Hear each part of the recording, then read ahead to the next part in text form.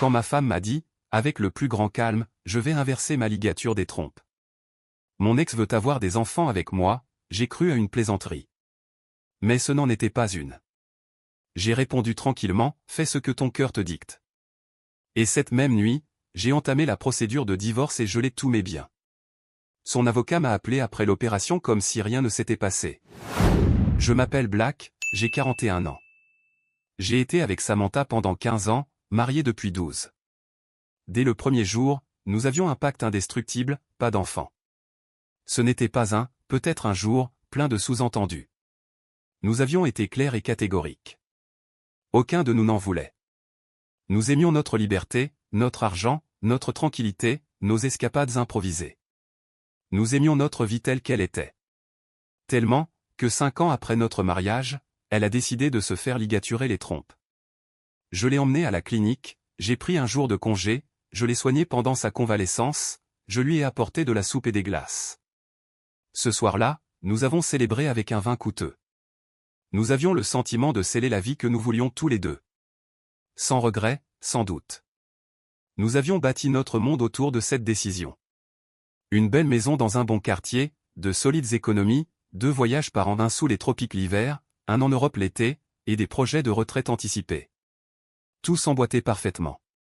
Il y a 3 semaines, un mercredi soir comme un autre, nous dînions des pâtes avec une sauce marinara que je perfectionnais. Nous parlions de choses banales, le jardin négligé des voisins, des soucis au travail, l'idée de rénover la terrasse l'été. Rien d'extraordinaire. Puis, sans aucune emphase, comme si elle commentait le manque de lait dans le frigo, Samantha a lâché la bombe. Lizen m'a écrit. Il veut avoir des enfants avec moi. Lizen Russo. Son ex, d'il y a 16 ans. Celui qu'il avait quitté pour une femme plus jeune quand elle avait 30 ans. Le grand amour de sa vie, du moins d'après ce que j'avais entendu pendant notre première année ensemble. Pendant des mois, elle m'avait parlé de cette relation unique, de sa souffrance quand il était parti. Puis plus un mot. J'avais cru que c'était du passé. Ma fourchette est restée en l'air. Et pourquoi tu me dis ça, ai-je demandé.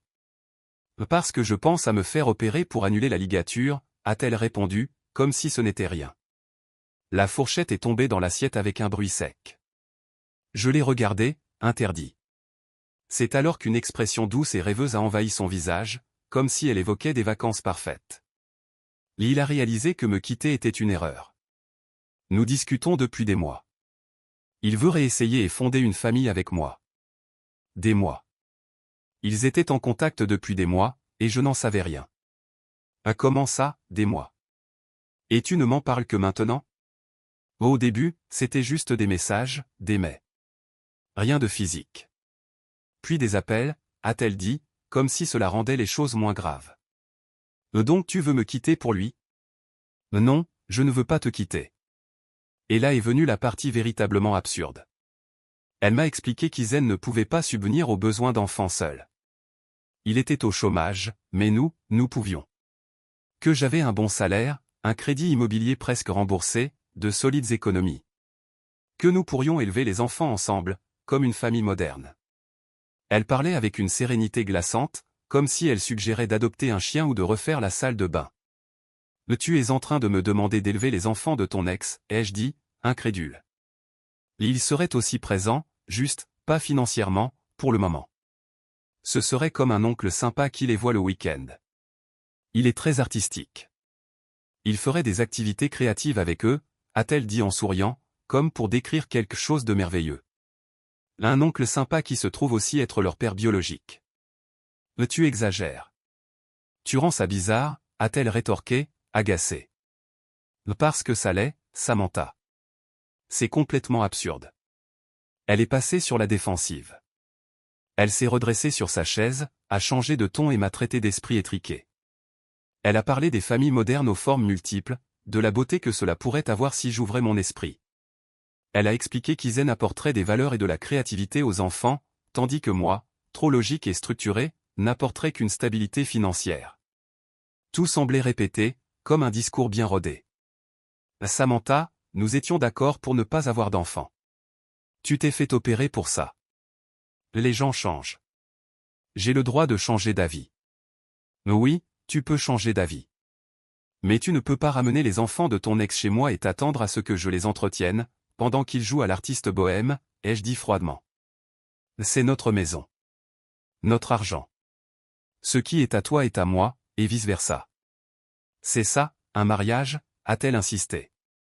C'est à ce moment que tout est devenu limpide. Elle s'attendait réellement à ce que je finance sa seconde chance avec Izen. Ce n'était ni un coup de tête, ni une plaisanterie cruelle, ni un test malsain. C'était un plan. Elle avait bien réfléchi. Discuter avec lui. Rechercher des procédures de réversion, planifier la nouvelle vie qu'ils auraient ensemble, et présumer que j'allais simplement dire « oui ». Je l'ai regardé droit dans les yeux et j'ai répété « fais ce que ton cœur te dicte, Samantha ». Pendant une seconde, elle a souri, soulagée, comme si elle venait d'obtenir mon approbation. Vraiment? Tu accepterais d'y réfléchir? Je sais que c'est peu conventionnel, mais... Je ne l'ai pas laissé finir. Je te dis de faire ce que tu veux. Mais ne compte pas sur moi. Je ne ferai pas partie de ça. Ni émotionnellement, ni financièrement. Son sourire a disparu sur le champ. Elle m'a regardé comme si je venais de la gifler. Tu es mon mari. Tu ne peux pas m'abandonner. Je ne t'abandonne pas, ai-je répondu calmement. C'est toi qui as choisi Izen. Je choisis simplement de ne pas en faire partie. Elle s'est levée sans un mot de plus et est allée se coucher. Elle ne m'a plus adressé la parole de la soirée. Le lendemain matin, en préparant le café, je l'ai vue assise à la table de la cuisine, son ordinateur portable ouvert sur des recherches concernant les chirurgies de réversion tubaire. Elle ne se cachait même pas. Elle lisait sur les taux de réussite, les témoignages de patientes, comparait les prix, comme si la décision était déjà prise. Ce jour-là, depuis mon bureau, j'ai passé 2 appels. Le premier à Richard Cohen, l'avocat qu'un collègue avait engagé lors de son propre divorce. Le second, à mon conseiller financier, pour discuter de stratégie de protection patrimoniale. Tous deux étaient d'accord sur un point, je devais tout documenter. Absolument tout. Chaque conversation, chaque SMS, chaque mouvement d'argent. Il fallait tracer une piste claire dès le début. La chirurgie de réversion fut programmée avec une rapidité qui me surprit. Samantha avait trouvé une clinique privée à 2 heures de route, spécialisée dans les procédures de fertilité. Il lui offrait un créneau dans 2 semaines seulement, si elle payait d'avance. Le coût total, 8 000 pour l'intervention, plus 2 000 supplémentaires pour l'anesthésie, les frais de clinique et les consultations de suivi. Soit environ 10 000 $. Et bien sûr, devinez qui était censé payer. Un lundi matin, alors que je prenais mon café avant le travail, elle a glissé sur la table un formulaire d'autorisation de paiement. En haut, le logo de la clinique. En bas, un espace blanc pour le montant. J'ai juste besoin de ta signature. La clinique exige le paiement complet à l'avance. Il n'accepte pas les paiements échelonnés, a-t-elle dit avec la plus grande naturalité. J'ai regardé le papier, puis elle. Je ne paierai pas pour ça. C'est notre argent. Nous sommes mariés. Nous avons des comptes joints pour une raison, a-t-elle rétorqué. C'est de l'argent pour que tu aies les enfants d'un autre homme. Ne compte pas sur moi. Son visage est devenu écarlate. Elle s'est mise à crier, à 7 heures du matin, m'accusant de contrôle financier, de manipulation émotionnelle et de vouloir l'enfermer dans une vie qu'elle ne voulait plus. Elle parlait de rêves, d'épanouissement personnel, de changements de vie qu'on devait affronter ensemble. Les voisins ont probablement tout entendu. Je n'ai pas discuté. J'ai pris mes clés et suis parti travailler. 1 heure plus tard, sa sœur Amanda m'a appelé. Elle ne m'a jamais supporté. Elle a toujours pensé que Samantha s'était rabaissée en m'épousant, que j'étais trop conventionnel et qu'elle méritait quelqu'un de plus libre et créatif. C'est quoi cette histoire? Tu refuses de payer pour les soins médicaux de Samantha, a-t-elle attaqué. Ce ne sont pas des soins médicaux. Elle veut annuler sa stérilisation pour avoir les enfants de son ex. C'est ta femme. Tu devrais la soutenir. Ça veut dire être à ses côtés en tout, a-t-elle insisté. La soutenir ne signifie pas financer ses retrouvailles romantiques avec Izen Russo, ai-je répondu froidement. Tu es mesquin et contrôlant. Tu l'empêches d'avoir des enfants par pure rancœur, m'a-t-elle accusé. Je ne veux pas payer pour élever les enfants d'un autre homme. La différence est assez claire. Mais tu vas le regretter quand elle te quittera. J'en doute, ai-je répondu avant de raccrocher. Dans l'heure qui suivit, Amanda m'a bombardé de messages interminables. Elle m'a traité de mauvais mari, d'égoïste, et a prédit que je mourrais seul. J'ai arrêté de lire au 3e. Samantha a fini par retirer 10 000 $ de son fonds de retraite. Avec les pénalités et les impôts, le coût final a tourné autour de 12 000. Elle était furieuse, convaincue que je l'avais forcée à se saigner aux 4 veines, que c'était une manœuvre pour la saboter et la punir d'avoir été honnête sur ses sentiments. Pendant ce temps, j'avais déjà eu ma réunion officielle avec Richard Cohen. J'avais apporté des copies imprimées de tous nos échanges. Dès lors, je n'ai plus communiqué avec Samantha que par message. Chaque mot était enregistré. Moi, juste pour confirmation, tu vas te faire opérer pour avoir des enfants biologiques avec Izen. Elle, oui. Tu m'avais promis de me soutenir quand on s'est marié. Moi, je t'ai dit de suivre ton cœur. Je n'ai jamais accepté d'élever les enfants d'un autre homme. Elle, tu es mon mari. Bien sûr que tu vas m'aider à les élever. On est une équipe. C'est ce que font les équipes. Moi, et quelle est exactement la contribution d'Izen dans cette équipe? Elle, il fournira le matériel génétique et le soutien émotionnel pour les enfants. Moi, et financièrement? Elle, il est en train de reconstruire sa vie. Il a eu de la malchance au travail. Ne sois pas cruel. Moi, donc, je paie pour tout, et lui, il débarque comme le papa sympa. Elle, tu simplifies tout à l'extrême. Moi, non. C'est toi qui compliques tout. Quand Richard lut ces échanges, il se renversa dans son fauteuil et laissa échapper un rire sec. C'est parfait. Continue comme ça. Il faut que tout reste par écrit, me dit-il. L'opération était prévue pour un vendredi, 2 semaines plus tard. La veille au soir, elle faisait sa valise en fredonnant un air joyeux, comme pour des vacances. Izen va m'emmener demain. Il veut être là pour me soutenir et me ramènera à la maison, commenta-t-elle, enthousiaste. Quelle attention, répondis-je avec sarcasme. Ne sois pas comme ça. C'est quelque chose de beau. Je crée la vie avec quelqu'un que j'aime. Je construis quelque chose de signifiant, déclara-t-elle sans hésitation. Tu l'aimes? Je ne l'ai jamais arrêté. J'ai juste essayé de tourner la page. Mais on ne peut pas lutter contre une vraie connexion. Et nous, alors? On a un bon partenariat, une vie stable. Ça ne change pas. Quand ils naîtront, tu les aimeras. Les bébés changent tout. Tu t'y attacheras. Tu verras. Dans son esprit, d'une manière ou d'une autre, j'allais accepter sans résistance d'élever les enfants d'un autre homme. Elle pensait qu'à la seconde où je les verrais, tout se résoudrait magiquement parce que, les bébés sont tellement mignons. Le vendredi matin, je travaillais de chez moi. J'avais dit à mon patron que j'avais des affaires personnelles importantes à régler. Il n'avait pas posé de questions. À 9 h, je reçus un message de Samantha, admise à la clinique. Souhaite-moi bonne chance. Je ne répondis pas. À 9 h 15, je mis en œuvre le plan que Richard Cohen et moi avions soigneusement préparé. Je déposai la requête initiale en divorce. Tous les documents étaient prêts.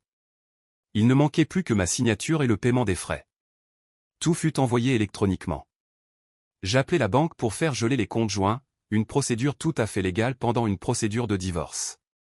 Je redirigeai mon virement salarial vers un nouveau compte individuel ouvert quelques jours plus tôt. J'annulai les cartes partagées dont j'étais le titulaire principal. Puis, j'appelai mon assureur vie et changeai la bénéficiaire. Ce ne serait plus Samantha, mais mon frère. À 10 h, tout était réglé. Documents déposés, actifs protégés, nouveaux comptes opérationnels.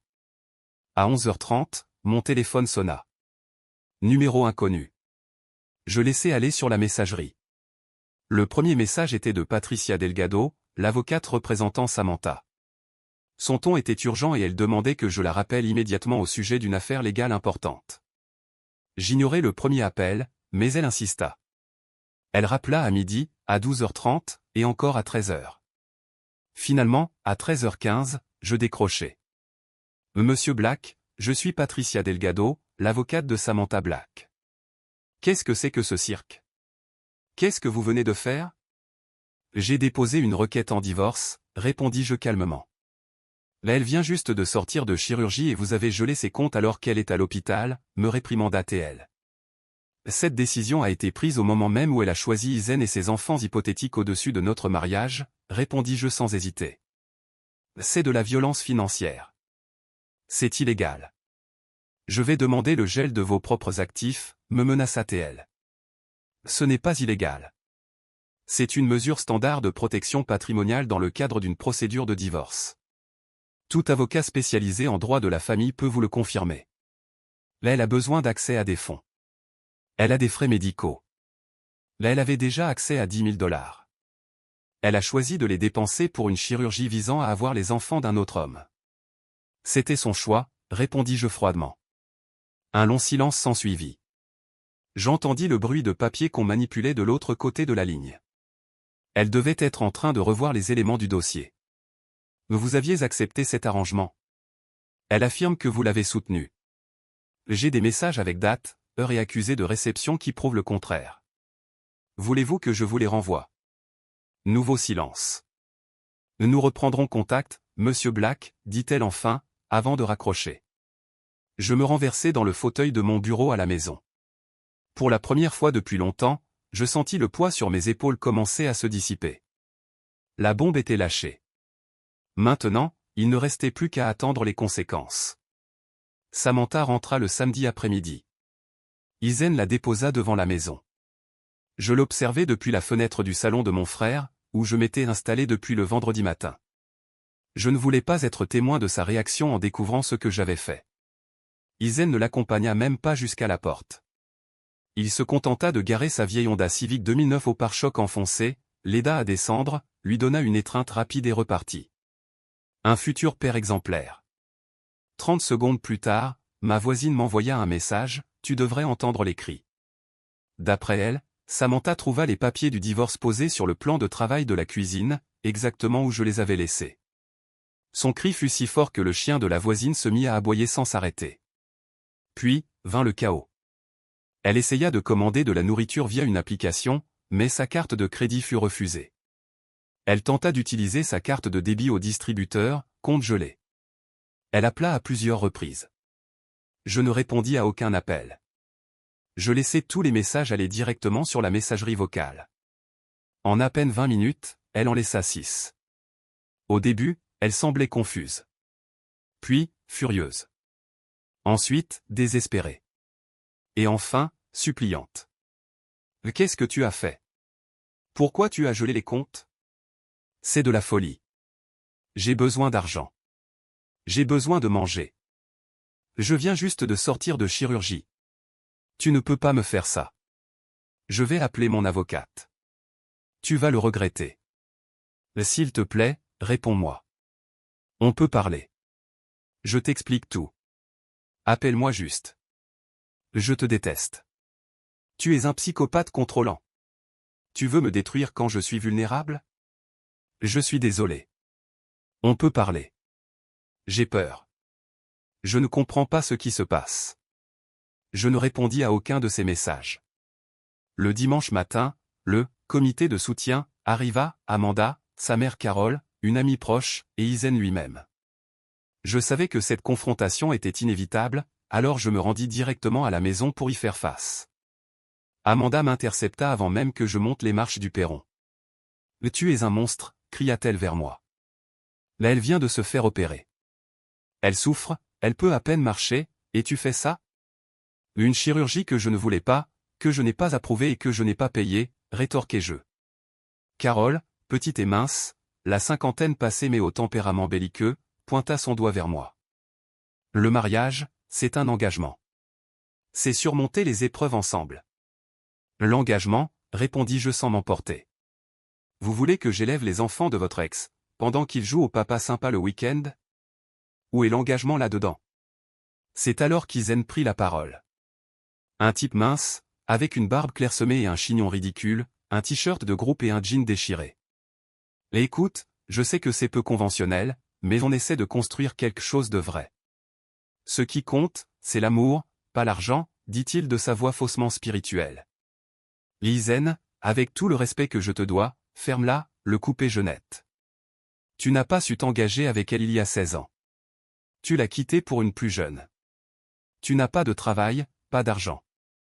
Et maintenant tu l'as convaincu de briser son mariage pour avoir des enfants que tu ne peux même pas subvenir. Soit tu es un manipulateur chevronné, soit elle a complètement perdu la raison. Je l'aime. Je l'ai toujours aimé. J'ai fait une erreur, mais maintenant je suis prêt, répliqua Théil. Alors paie tout toi-même. Soutiens-la toi-même. Construis cette vie authentique dont tu parles. Je suis, entre deux opportunités professionnelles pour le moment, balbutia Théil. L'impressionnant, dis-je avec sarcasme. C'est fou, ce hasard, que tu sois au chômage. Amanda s'interposa. Tu la laisses sans rien. Elle t'a donné les meilleures années de sa vie, elle a soutenu ta carrière, elle a fait de cette maison un foyer, et maintenant tu la jettes à la rue comme ça? Elle aura ce qui lui revient légalement, la moitié des biens conjugaux. Mais je ne vais pas financer le projet reproductif d'Isen. Je ne vais pas élever les enfants d'un autre homme, ni jouer les figurants dans leur fantasme familial. Elle a choisi de donner les prochaines années de sa vie à lui. Et chaque choix a ses conséquences. Carole sortit son téléphone et commença à filmer, braquant l'objectif directement sur moi. C'est de la violence économique. Tu la mets à la porte et tu la laisses sans un sou. Les gens doivent savoir ça, s'exclama Théil. C'est littéralement ma maison, répondis-je. Elle est à mon nom. Je l'ai achetée avant notre mariage. C'est un bien conjugal. Peu importe qui l'a acheté, répliqua Théil. C'est à ce moment que Richard Cohen, qui était venu sur place pour s'assurer que rien ne dégénère, sortit de sa serviette une copie de l'acte de propriété. En fait, bien acquis avant le mariage. Jamais refinancé, son nom n'y a jamais été ajouté. Voici la documentation, dit-il avec un calme professionnel. Carole ne cessa pas de filmer, comme si elle assistait à un événement majeur. Elle murmurait des phrases sur « faire justice », « donner de la visibilité », et que « le monde devait voir ce qu'il se passait dans cette maison ».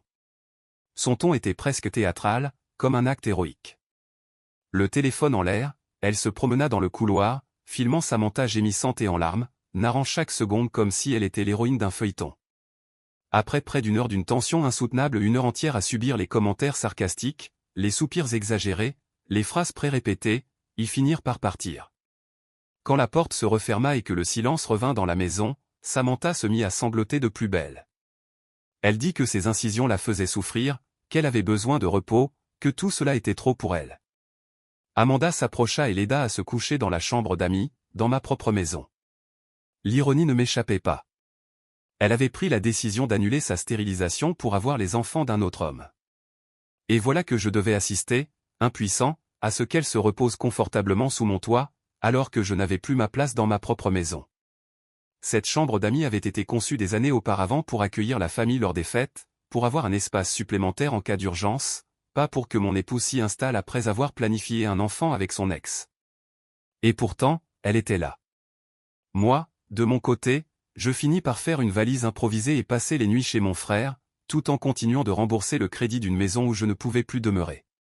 Chaque brique, chaque recoin me rappelait que ce n'était plus mon foyer dans les faits, même si c'était encore légalement le mien. Cette même nuit, quand la tension semblait un peu retomber, le téléphone fixe sonna. J'avais oublié de bloquer cette ligne. En décrochant, j'entendis sa voix tremblante. « Tu te souviens de notre mariage ?» dit Samantha. « Tu avais promis de rester à mes côtés, de tout faire pour moi, qu'on était une équipe, toi et moi contre le monde. » Je gardai le silence quelques secondes, tentant de ne pas perdre mon calme. « Oui. Je m'en souviens parfaitement, » répondis-je. Mais je me souviens aussi que cette promesse avait des limites logiques. Élever les enfants de ton ex n'entre dans aucune définition des équipes. Elle poussa un soupir, comme si elle jouait pour une caméra invisible. Tu ne pourrais pas apprendre à les aimer, dit-elle d'une voix doucereuse. Les gens élèvent des enfants qui ne sont pas les leurs biologiques tout le temps. Il existe des familles qui fonctionnent comme ça. Je pourrais aussi apprendre à jongler, rétorquai-je froidement. Ça ne veut pas dire que j'en ai envie. Et en plus de ça, tu choisis de citer Isen ? Isen dit qu'en réalité, tu te sens menacé par lui. Que tu ne supportes pas qu'il soit dans ma vie. Je laissai échapper un rire bas. Menacé par un homme qui n'a pas d'emploi et qui essaie de te convaincre de financer sa descendance ? Je ne me sens pas menacé, Samantha. J'ai de la répulsion. Pourquoi tu es si cruel ? Demanda-t-elle entre deux sanglots.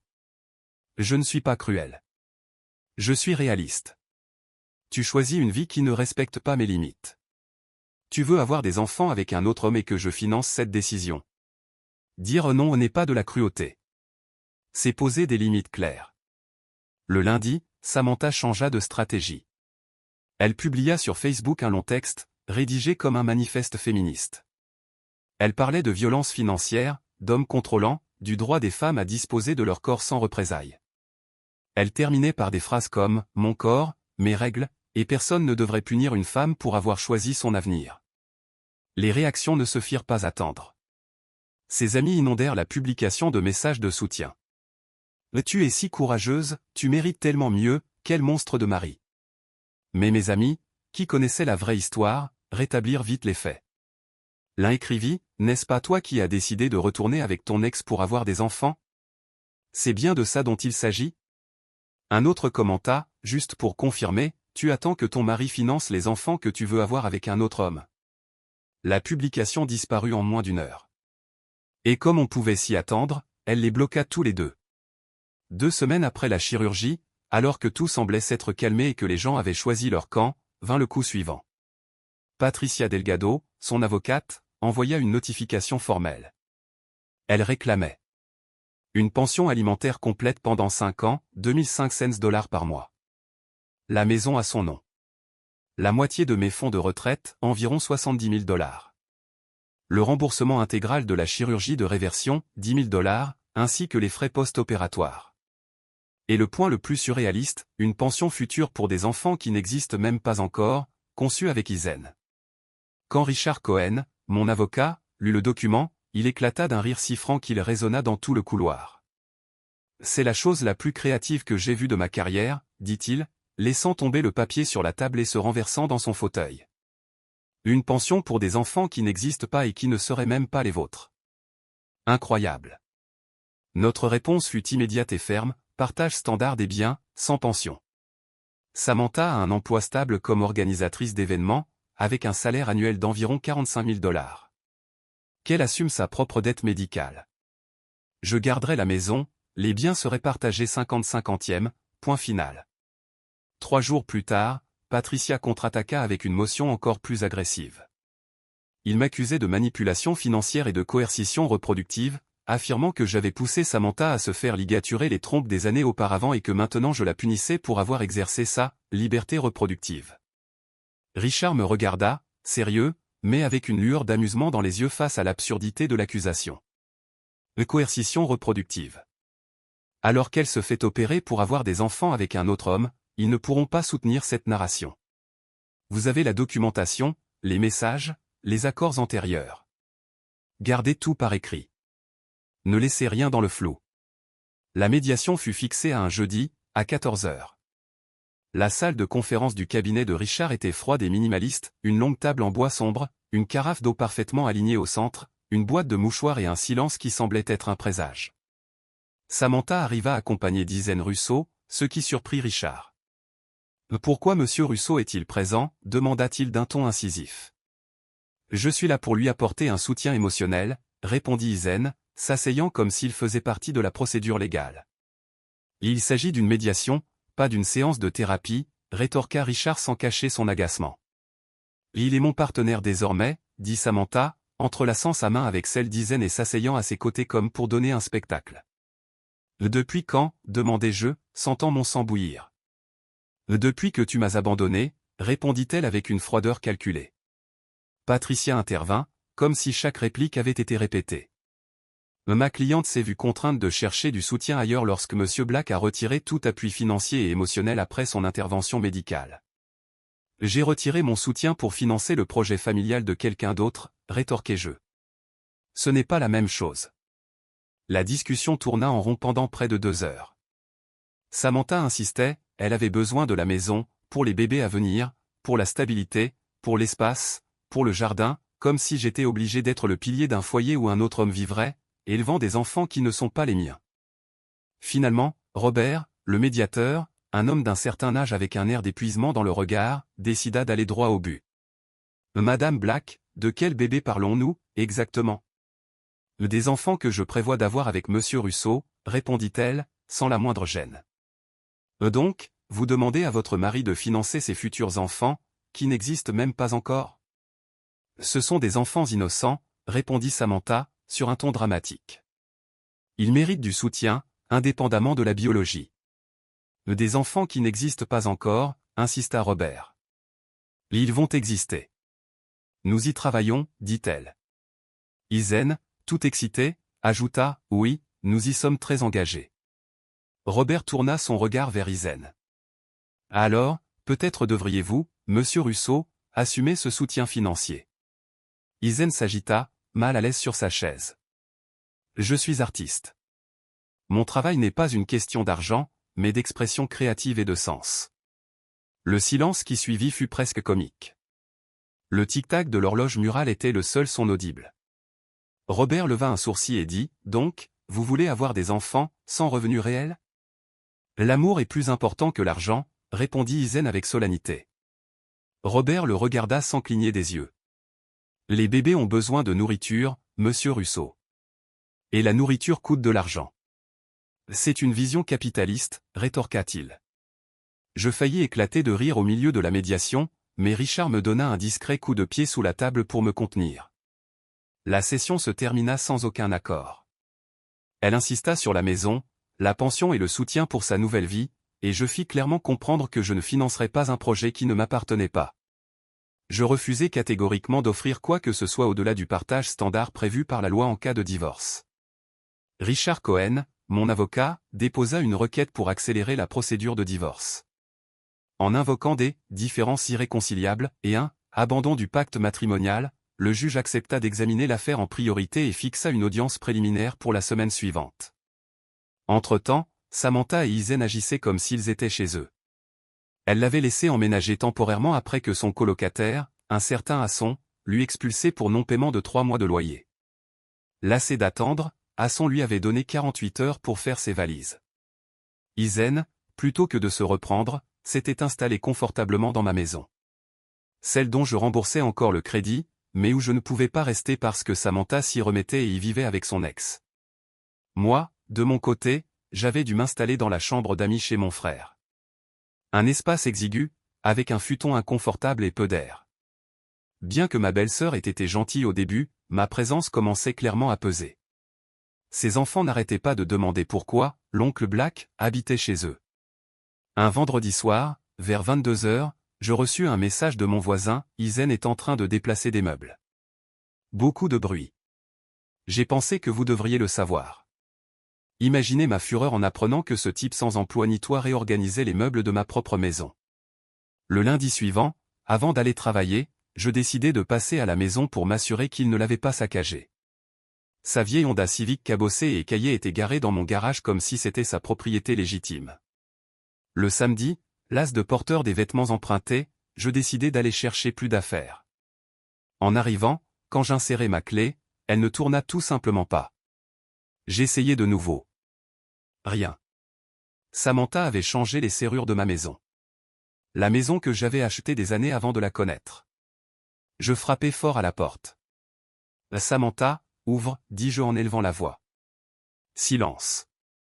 Je frappai à nouveau. J'ai besoin de récupérer mes affaires. Ouvre cette porte. De l'intérieur, j'entendis sa voix, tu n'es pas le bienvenu ici. Puis, la voix d'Izen s'approcha, elle vit ici, mon pote. Tu l'as abandonné. Tu ne peux pas débarquer quand ça te chante. C'est ma maison. Mon nom est sur l'acte de propriété. Samantha réside ici. Tu es agressif. Je vais appeler la police, rétorqua-t-il d'un ton insolent. Fais-le. S'il te plaît, fais-le. Et il le fit. J'entendis distinctement sa conversation avec la standardiste, oui, il y a un homme à la porte de la maison. Il menace ma copine. Ma copine. Il l'appelait sa copine alors que nous n'étions même pas légalement divorcés. 15 minutes plus tard, 2 policiers arrivèrent, une femme d'âge mûr à l'air lasse et un jeune homme. Que se passe-t-il ici, demanda-t-elle. C'est ma maison. Mon nom figure sur l'acte de propriété. Ma femme a changé les serrures sans mon autorisation et m'empêche d'entrer, expliquai-je. Votre femme habite ici, demanda l'agent plus jeune. C'est mon épouse, légalement séparée. Le divorce est en cours. Cette propriété est un bien acquis avant le mariage. Elle s'y est simplement installée et y a amené son compagnon. Je me suis tenu à l'écart pour éviter les conflits, mais je dois récupérer mes affaires, répondis-je calmement. Monsieur, c'est une affaire civile. Nous ne pouvons pas forcer l'entrée. Vous devrez régler cela au tribunal, déclara la policière. Depuis la porte, Izen, avec ce sourire suffisant qui me faisait bouillir le sang, lança « Vous avez entendu ? Décampez. Arrêtez de nous importuner. Monsieur, vous habitez ici ? Demanda la policière en le regardant droit dans les yeux. J'apporte mon soutien à Samantha dans un moment difficile, dit l'imposteur. Votre nom ? Lizen Russo. L'agent nota le nom et, me regardant directement, dit « Contactez votre avocat. Réglez cela légalement. » Ils partirent. Izen ferma la porte. Je restai planté sur le perron, regardant ma propre maison comme un étranger. Le lundi, Richard Cohen déposa une requête en urgence pour l'usage exclusif de la propriété, joignant l'acte de propriété, les relevés de remboursement de crédit prouvant que j'étais le seul à payer, et toute la documentation nécessaire. Le juge fixa l'audience au mercredi. Rapide. Le mardi soir, un huissier se présenta à la porte de la maison de mon frère. Il me tendit des documents. Samantha avait demandé une ordonnance restrictive. Elle prétendait que j'étais apparu de manière répétée de façon agressive, que j'avais contrôlé les finances pour la manipuler, fait des menaces, et qu'elle craignait pour sa sécurité. Mensonge sur mensonge. C'est le manuel classique de la manipulation, dit Richard. Elle essaie de créer une narration où vous êtes l'agresseur. Comme ça, elle établit sa résidence et tente de garder la maison par la peur et la victimisation. C'est astucieux, mais ça ne marchera pas. L'audience du mercredi fut un spectacle. Samantha apparut vêtue d'une robe de grossesse à fleurs, comme dans une pièce de théâtre. Elle ne pouvait pas être enceinte. À peine 3 semaines s'étaient écoulées depuis la chirurgie. Pourtant, elle était là, posant une main sur son ventre plat, incarnant la victime parfaite. Patricia Delgado, son avocate, la peignit en femme vulnérable, économiquement contrôlée, terrifiée par un ex-mari agressif utilisant la propriété comme outil de domination. Elle parla de rêves de maternité, de projets de vie volée, d'une prétendue menace constante. Richard Cohen répondit avec des faits. Il présenta l'acte de propriété, datant de 3 ans avant notre mariage. Il montra les messages où Samantha planifiait son nouveau départ avec Izen. Il exhiba les relevés bancaires prouvant qu'elle avait retiré $10 000 de son fonds de retraite. Et, coup de grâce final, il présenta les images de la caméra de sécurité de mon voisin, montrant clairement Izen transportant des cartons et réorganisant les meubles à l'intérieur de ma maison. Le juge l'observa par-dessus ses lunettes. « Madame Black, êtes-vous enceinte ? » « Pas encore, votre honneur, mais je l'espère bientôt, répondit-elle. « Avec Monsieur Russo ? » ?»« Oui. »« Alors que vous êtes toujours marié à Monsieur Black ? » ?»« Il m'a abandonné émotionnellement, répondit-elle d'une voix tremblante. Le juge examina les documents pendant plusieurs minutes, qui parurent une éternité. Enfin, il prononça. Ordonnance restrictive rejetée. Aucune preuve de menace crédible. Monsieur Black obtient l'usage exclusif de la résidence. Madame Black et Monsieur Russo ont 48 heures pour quitter les lieux. Samantha perdit tout contrôle. Elle hurla au milieu de la salle, c'est de la discrimination. J'ai des droits. Je suis une femme qui essaie de fonder une famille et on me retire mon foyer. Le juge, imperturbable, se contenta de dire « Vous avez le droit de poursuivre votre relation avec Monsieur Russo ailleurs. » 48 heures. Il frappa du marteau. L'audience est close. Le vendredi, jour du déménagement, je décidai de ne prendre aucun risque. J'embauchai 2 policiers hors service pour garantir que tout se passe sans incident. Cela me coûta $300 pour 4 heures, et je ne le regrettais pas une seule seconde. À 8 heures pile, Samantha et Izen arrivèrent avec un camion de location. Amanda était aussi là pour aider. Carole était présente, les bras croisés, comme pour superviser un grand événement. Même la mère d'Izen débarqua, une femme que je ne connaissais pas et dont je n'avais jamais entendu parler. La première chose qu'elle fit en sortant de la voiture fut de crier à propos de « l'injustice » de mettre son fils à la rue. Il n'a nulle part où aller. Ce fut la première phrase que j'entendis ce matin-là, lancée avec une dramatisation et un ton qui cherchait la pitié. Elle le répéta encore et encore, comme si elle lisait un script mal répété. Elle parlait d'Isen, son amant, un homme de 38 ans qui avait passé des mois à coucher avec ma femme pendant que je payais le crédit de la maison où il vivait comme si de rien n'était. Le détail drôle, si quelque chose dans tout cela pouvait l'être, était que ce pauvre type sans ressources était le même qui avait aidé à détruire mon mariage. Moi, bien sûr, j'étais le méchant. L'homme froid, l'insensible, qui ne comprenait pas les difficultés de la vie, qui n'avait aucune empathie parce que j'avais un emploi stable et que je ne prétendais pas que l'art incompris justifiait de ne payer aucune facture. Samantha me criait dessus sans arrêt. Elle parlait de la crise économique, du manque d'opportunités, du fait que tout le monde ne pouvait pas être un privilégié de bureau. Chaque mot semblait répété, comme si elle faisait un discours pour une caméra imaginaire, et je finis par cesser d'écouter. J'avais déjà tout entendu. Rien ne pouvait plus me surprendre. Pendant qu'elle jouait la comédie, ils commencèrent à charger les cartons dans le camion garé devant la maison. Ce qui aurait dû être un simple déménagement d'affaires personnelles se transforma en spectacle pour les voisins. Samantha exagérait chaque mouvement. Elle feignait des douleurs chaque fois qu'elle soulevait un carton, se pliait légèrement, portait une main à son abdomen comme pour protéger une grossesse inexistante. Elle le faisait avec une telle précision qu'on aurait dit qu'elle s'était entraînée devant un miroir. Elle voulait que tout le monde la voie comme la victime d'une histoire cruelle. Isen, avec l'assurance de celui qui croit posséder ce qui ne lui appartient pas, se dirigea directement vers le téléviseur du salon, un Samsung 65 pouces que j'avais acheté seulement 2 ans plus tôt. Il l'éteignit sans même me regarder, avec un calme qui me fit bouillir le sang, et commença à le décrocher du support mural comme si c'était le sien. « C'est à moi, dis-je, croisant les bras. »« Samantha l'utilise, répondit-il, effronté. Elle regarde la télé tous les soirs, donc c'est à elle. » J'eus envie de rire de cette logique absurde, mais je me contentais de désigner le classeur de mon bureau. Les reçus avec date, numéro de carte et signature sont là. C'est un fait, pas une opinion. Ne sois pas mesquin, mon pote, ajouta-t-il, comme si la situation était une blague privée entre amis. Mesquin? Rétorquai-je. Tu couches avec ma femme, tu essaies de prendre ma télé, et c'est moi le mesquin. C'est alors que l'un des 2 policiers présents, un homme imposant, grand, à la voix ferme et au visage impassible, s'avança d'un pas. « Monsieur, laissez le téléviseur où il est, ordonna-t-il. » Isen recula sans un mot. Il reposa l'appareil avec une précaution ridicule, comme s'il pesait soudain 100 kg. Typique du tyran, mais seulement quand il n'y a pas de conséquences réelles. Amanda, qui ne voulait pas être en reste, se dirigea vers la cuisine, s'accroupit et commença à dévisser les pieds de la table. « Samantha a besoin de meubles pour son nouveau foyer, dit-elle sans me regarder, comme si son acte était parfaitement justifié. Qu'elle les achète alors? Avec quel argent?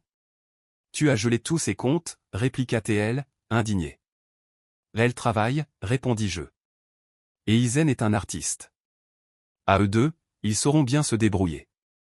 Tu es cruel, intervint Carole, qui filmait toute la scène avec son téléphone comme une reporter de guerre. Son ton était théâtral, forcé. Elle marchait de long en large, cherchant les meilleurs angles. C'est de la violence économique, déclara-t-elle à voix haute. C'est comme ça que les hommes punissent les femmes qui les quittent. Ils les chassent de chez elles, ils leur prennent tout. Le monde doit voir cette injustice. Ceci, répliquai-je calmement en montrant le sol, c'est ma maison. Acte notarié. Tout le monde peut le vérifier. Peu importe, insista T.L. Elle a vécu ici. Elle a des droits. Richard Cohen, mon avocat, venu superviser pour que tout se passe dans la légalité, ouvrit sa serviette avec une précision chirurgicale. Bien propre, antérieur au mariage, dit-il en montrant l'ordonnance du tribunal. Usage exclusif accordé par le juge. Carole continua de filmer, marmonnant qu'elle allait me rendre virale, exposer un abuseur, et d'autres phrases préfabriquées qui sonnaient comme un scénario bon marché de TikTok. Le moment le plus tendu arriva vers midi. Samantha s'approcha du salon de jardin de ma grand-mère. Une table en acajou avec 6 chaises, qui appartenait à ma famille depuis 3 générations.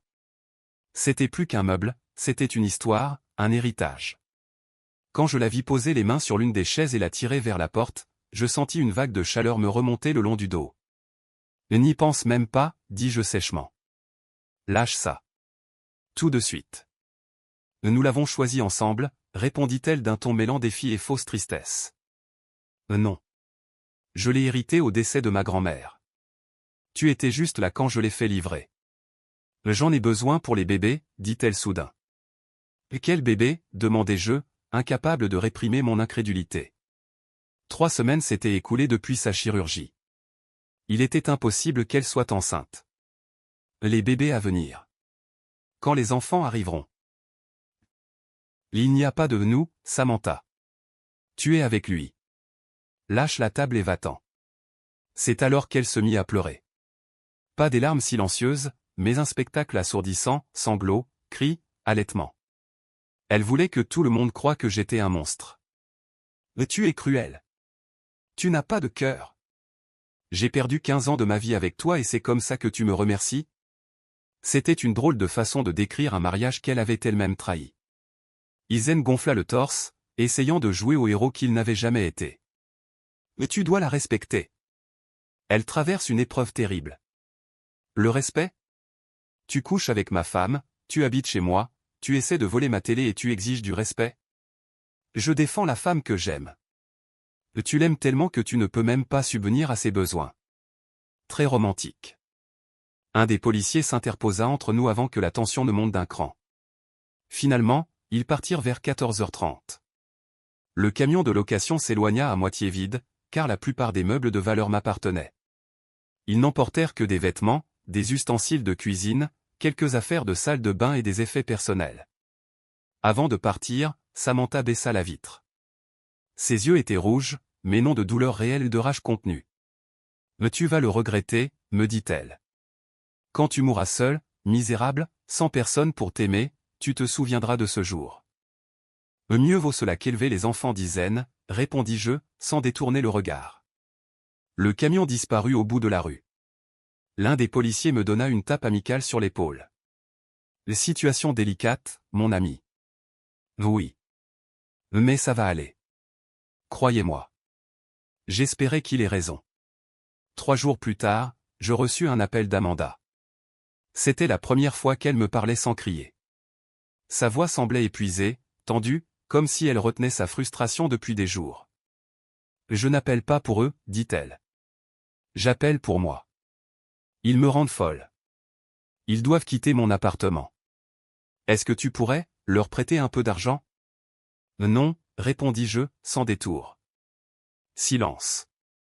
Je pouvais imaginer son expression de l'autre côté de la ligne. Izen ne cherche pas de travail. Il dit qu'il digère le traumatisme du déménagement. J'imagine. Et Samantha n'arrête pas de parler des noms possibles pour les bébés. Elle n'est même pas enceinte, mais elle a déjà des cahiers pleins de listes. Toujours, demandai-je. Oui. Et ils essaient. Il y eut une pause. Et ils essaient, bruyamment, dans ma chambre d'amis. Mes enfants ont 8 et 10 ans. Ils commencent à poser des questions auxquelles je ne veux pas répondre. Et tu veux que je leur donne de l'argent pour qu'ils puissent continuer, dis-je. Amanda soupira. Mais tu as raison. C'est de la folie. Je ne sais pas à quoi elle pensait. Je n'eus pas besoin d'en dire plus. Elle raccrocha. 1 heure plus tard, je reçus un message d'elle, désolé pour tout. Tu avais raison. Pendant ce temps, la procédure de divorce suivait son cours méthodique et froid comme tout ce qu'elle n'avait pas su construire avec moi, mais avait su détruire. Patricia commença à tarder à répondre aux appels de Richard Cohen. Ce qui était immédiat prit des heures, puis des jours. On voyait que l'élan initial du dossier s'effritait. Sentant sa position juridique s'affaiblir, Samantha commença à faire des offres désespérées. La plus récente arriva ce matin-là même, elle demandait $500 en espèces. En échange, elle s'engageait à disparaître de ma vie. Pas de maison, pas de pension, pas de droit futur. Juste l'argent, point final. Je me souviens du regard que Richard me lança, en disant calmement, en vérité, ce n'est pas une mauvaise offre. Vous en dépenserez bien plus si ça va au procès. Et pas seulement de l'argent, votre temps et votre santé mentale aussi. Je me contentais de le regarder en silence. Elle m'avait trompé avec son ex, avait voulu que j'élève son enfant, avait changé les serrures de ma propre maison et avait demandé une ordonnance restrictive mensongère pour m'en faire sortir. En plus de cela, elle avait tenté de s'approprier les meubles anciens qui appartenaient à ma grand-mère. Elle ne méritait pas un centime de plus que ce que la loi lui donnait droit. Richard hocha la tête. C'est votre décision. Mais l'offre est assez raisonnable. Ma réponse fut simple et catégorique, non. Le jeudi, en triant mes emails, je reçus un message d'un numéro inconnu. C'était Izen Russo. Il faut qu'on parle. D'homme à homme, écrivit-il. Je ne répondis pas. J'essaie de faire ça correctement. Avec respect. Tu couches avec ma femme. Le respect n'a rien à voir là-dedans. Elle est en train de divorcer de toi. Elle n'est pas encore mon ex-femme, génie. Les papiers ne sont pas signés. Je veux juste que tu saches que je vais prendre soin d'elle. Je serai à ses côtés. Elle n'aura besoin de rien de toi. Et avec quel argent comptes-tu faire ça?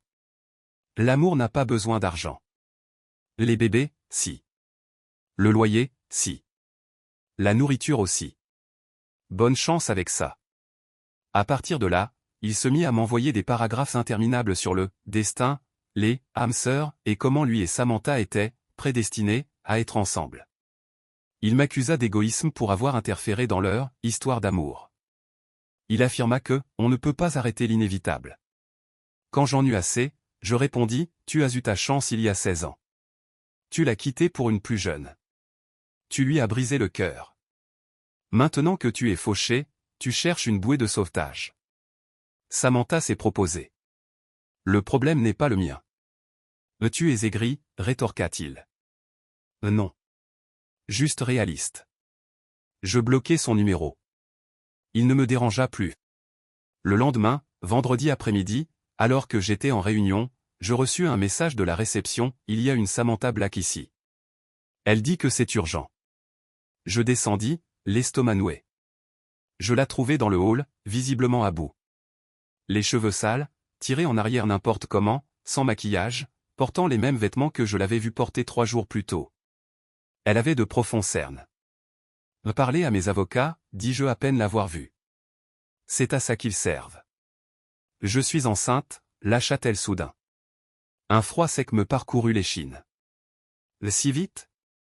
Ça ne fait que 3 semaines depuis ta chirurgie. Le médecin a dit que je pouvais être très fertile juste après la réversion. Ça peut arriver. Félicitations. Alors Izen doit être ravi. Il l'est. Mais, nous avons besoin d'aide. Non. Ce bébé est la responsabilité d'Izen. Vous avez pris cette décision. Tu vas vraiment laisser un enfant souffrir juste parce que tu es en colère contre moi. Je vais laisser Izen assumer son devoir de père. Il est peut-être temps qu'il apprenne ce que ça signifie. Elle se mit à pleurer de façon spectaculaire. Du mascara coulait, des sanglots exagérés. Le gardien de sécurité ne savait plus où regarder, tant le malaise était palpable. J'ai fait une erreur, dit-elle entre ses larmes. J'aurais dû te parler avant. Être honnête dès le début. Tu aurais dû être fidèle à notre mariage. On peut arranger les choses. Tu pourrais être le père. Tu pourrais l'adopter légalement, comme s'il était notre enfant. Le garde tout sauta pour étouffer un rire. Samantha, partez. Retournez chez Amanda, ou là où vous logez maintenant, mais partez. Ce n'est pas fini. Tu vas regretter d'avoir abandonné ta famille. Ce n'est pas ma famille. Ça ne l'a jamais été. C'est la tienne et celle d'Izen. Bonne chance avec ça. Je la vis se diriger vers une voiture de location. Apparemment, la vieille Honda Civic d'Izen ne suffisait plus à transporter toutes ses affaires. Elle resta assise au volant quelques minutes, pleurant sans doute un peu plus, puis partit. Je retournai à mon bureau, mais fus incapable de me concentrer le reste de la journée. Le jugement de divorce arriva 2 mois plus tard. La négociation fut pénible, audience, paperasse, proposition rejetée. Finalement, le juge décréta un partage standard, 50-50e des biens communs. La maison m'était acquise, achetée avant le mariage, mais je dus lui verser $3 500 pour la plus-value accumulée durant notre union. Un prix que je payais avec plaisir pour en être débarrassé définitivement.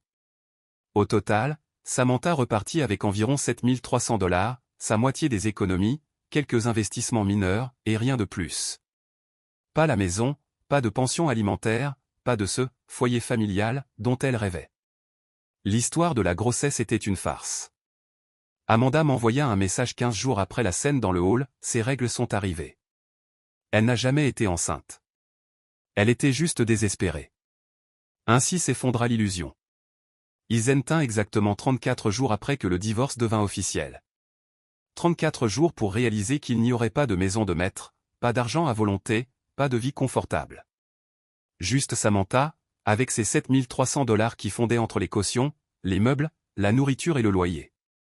Un matin, Samantha se réveilla et trouva un mot sur la table de la cuisine. « Je dois me retrouver. Ça ne marche pas. L'énergie n'est pas bonne. Je suis désolé. » Izen avait disparu. Il avait emporté l'argent liquide qu'elle avait retiré pour acheter des meubles pour une prétendue chambre de bébé, un bébé qui n'avait jamais existé. Et ainsi se termina leur grande histoire d'amour. Commentaire Monsieur Reddit. Eh bien, chers amis, que retenir de cette touchante histoire? Que l'amour triomphe toujours, bien sûr. Surtout quand il s'agit de l'amour d'un homme sans emploi pour ta maison, ton argent, et ta volonté d'élever ses futurs enfants. Un vrai conte de fées moderne. La morale, si l'on peut en trouver une, est simple, si votre partenaire de 15 ans décide soudainement de recréer une famille avec son ex, assurez-vous d'avoir un bon avocat, un compte séparé, et surtout, une colonne vertébrale. Parce que parfois, suis ton cœur signifie en réalité va te faire voir, je pars avec le gars qui ne peut même pas payer un café. Un grand bravo à Izen, l'artiste, pour sa performance magistrale en tant que parasite romantique. Et à Samantha, pour nous avoir rappelé que certaines personnes confondent le mariage avec une start-up où l'on est le seul investisseur. N'oubliez pas de vous aimer les uns les autres, mais gardez toujours les reçus. À la prochaine.